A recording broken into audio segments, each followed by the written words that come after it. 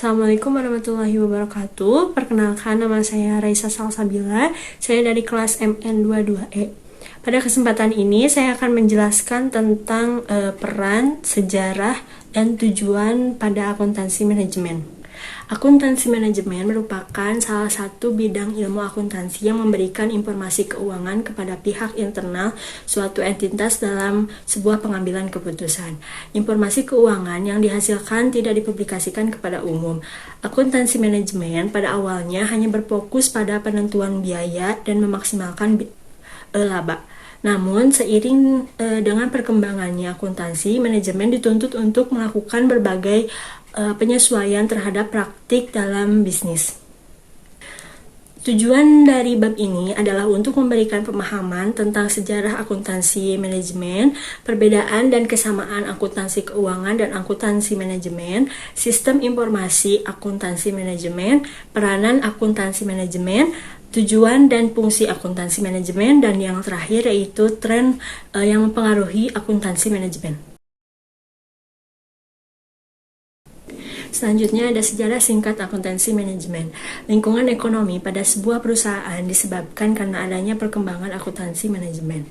Berubahnya lingkungan ekonomi dalam perusahaan menyebabkan berubahnya lingkungan bisnis dan sistem akuntansi manajemennya. Pada abad ke-20, prosedur perhitungan biaya produk dan akuntansi manajemen dikembangkan antara tahun 1880 sampai 1925. Sebelum tahun 1914, banyak perkembangan awal yang menekankan pada perhitungan biaya produk, menelusuri tingkat laba perusahaan ke produk, dan menggunakan informasi ini sebagai pengambilan keputusan yang strategis. Seiring dengan munculnya pendekatan perhitungan biaya, persediaan pada tahun 1925 menekankan pada perhitungan biaya produk mulai ditinggalkan.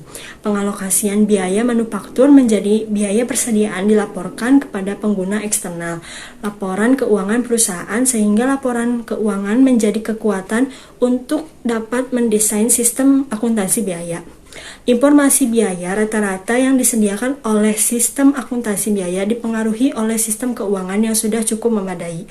Biaya yang dikeluarkan dalam penyusunan biaya lebih besar dibandingkan manfaatnya. Pada tahun 1950-an dan 1960-an dilakukan berbagai usaha untuk meningkatkan penggunaan manajerial dari sistem biaya konvensional. Kelemahan sistem yang disajikan oleh sistem untuk menyusun laporan keuangan didiskusikan oleh para pengguna. Usaha yang dilakukan pada perbaikan sistem berpusat dalam pembuatan informasi akuntansi keuangan yang lebih berguna dibandingkan menghasilkan seperangkat informasi dan prosedur baru yang terpisah dari sistem pelaporan eksternal. Selanjutnya ada akuntansi keuangan dan akuntansi manajemen. Hubungan antara akuntansi keuangan dan akuntansi manajemen dalam prakteknya adalah sangat erat dikarenakan data yang diproses menghasilkan sebuah informasi yang diperlukan dan bermanfaat bagi pihak eksternal maupun internal. Akuntansi keuangan memberikan informasi berupa laporan keuangan kepada pihak eksternal. Informasi yang disampaikan dalam akuntansi keuangan memiliki format informasi yang baku yang telah ditetapkan oleh suatu lembaga dalam penyusunan standar laporan keuangan. Sistem akuntansi keuangan dan sistem akuntansi manajemen tidak dapat dihasilkan dari satu sistem saja, karena keduanya sangat berbeda. 3 alasan kedua sistem ini tidak disatukan, yaitu 1. Sistem akuntansi keuangan dirancang untuk menghasilkan laporan keuangan perusahaan secara keseluruhan. Yang kedua, waktu pelaporan sistem akuntansi keuangan terlalu lama. Yang ketiga, sistem akuntansi keuangan melaporkan sesuatu yang sudah terjadi. Yang keempat, penyusunan laporan keuangan menggunakan asumsi yang berbeda. Kemudian ada sistem informasi akuntansi manajemen. Sistem akuntansi manajemen atau Management Accounting Information System adalah sistem informasi yang menghasilkan keluaran atau output dengan menggunakan masukan atau input dan memprosesnya untuk mencapai tujuan khusus manajemen. Proses atau pengolahan merupakan inti dari suatu sistem informasi akuntansi manajemen dan digunakan untuk mengubah masukan menjadi keluaran yang memenuhi tujuan SWOT. Berdasarkan model operasional sistem informasi akuntansi manajemen di atas, dapat dijelaskan masukan merupakan peristiwa atau kejadian ekonomi yang terjadi akan diproses melalui berbagai kegiatan seperti pengumpulan, pengukuran, penyimpanan, analisis, pelaporan dan pengelolaan, dan yang menghasilkan keluaran yang berupa laporan khusus, harga pokok produk, biaya pelanggan, anggaran, laporan kinerja, dan komunikasi personal.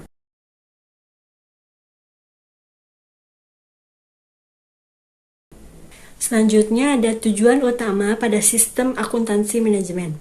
Tujuan utama sistem akuntansi manajemen terdiri dari yaitu 1. Penyediaan informasi untuk menghitung biaya jasa dan produk serta tujuan yang diinginkan oleh manajemen. Yang kedua, ada penyediaan informasi dalam perencanaan, pengendalian, dan evaluasi. Yang ketiga, yaitu penyediaan informasi dalam mengambil keputusan. Di sini ada peranan akuntansi manajemen. Salah satu peran pendukung dalam suatu organisasi adalah peranan akuntansi manajemen. Seorang akuntan manajemen akan bertanggung jawab membantu orang-orang untuk melaksanakan tujuan dasar dan suatu organisasi. Posisi yang bertanggung jawab langsung pada tujuan dasar organisasi adalah posisi lini atau line position. Sebaliknya, posisi yang tidak bertanggung jawab langsung terhadap tujuan dasar organisasi disebut dengan posisi staff atau staff position. Selain manajer lini, peranan akuntansi manajemen lainnya adalah sebagai controller, yaitu bertugas sebagai kepala bagian akuntansi dan mengawasi semua departemen akuntansi. Menurut Hilton dan Platt tahun 2016, peran akuntansi manajemen dalam perusahaan adalah 1. Menyelidiki informasi untuk mengambil keputusan bagi manajer. Yang kedua, membantu manajer dalam mengendalikan operasi perusahaan.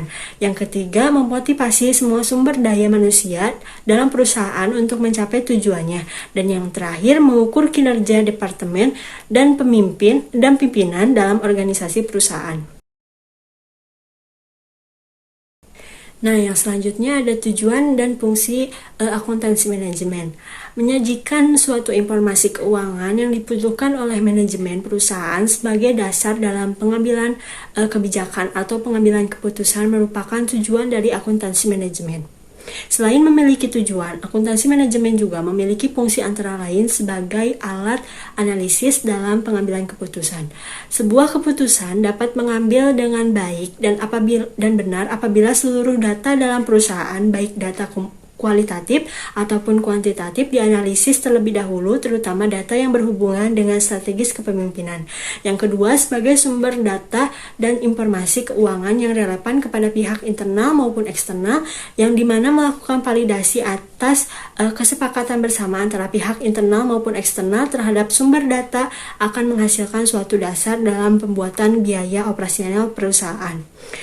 Yang ketiga, sebagai sumber informasi dalam pertanggungjawaban tingkat manajemen.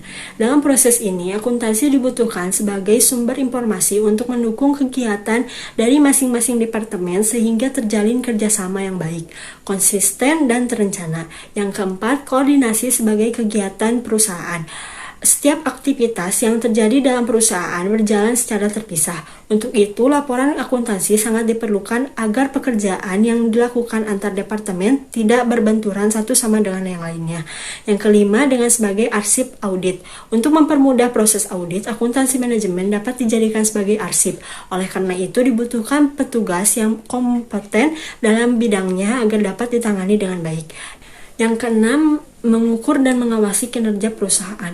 Data-data keuangan merupakan salah satu materi yang digunakan dalam pengawasan. Hal ini dilakukan untuk mengevaluasi kegiatan yang terjadi dalam perusahaan, apakah berjalan baik atau tidak. Selanjutnya yaitu tren dalam akuntansi manajemen.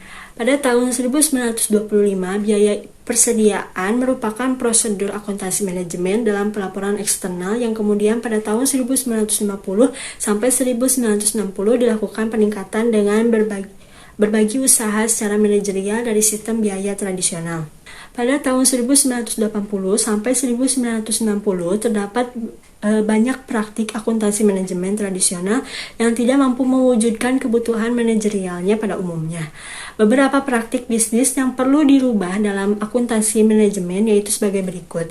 1. Orientasi pelanggan. Yang kedua, perspektif lintas fungsional. Yang ketiga, persaingan global. Yang keempat, manajemen mutu total. Yang kelima, waktu sebagai unsur kompetitif.